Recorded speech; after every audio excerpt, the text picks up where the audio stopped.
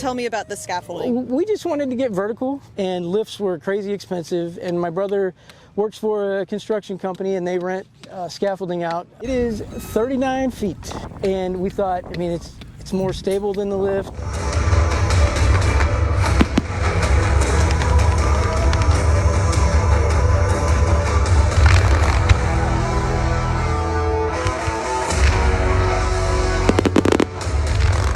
You know, we can't get as high, but it's see-through, and so that's what, you know, we thought it was respectful to whoever behind us. You'll be able to see anything that goes on behind us. Just trying to create something a little bit different. It's all single shots up there. There will be lots of sideways shots. I mean, it's just going to be all over. We just wanted the chance to go vertical and take a shot at it and do something different. Watch me. I'm a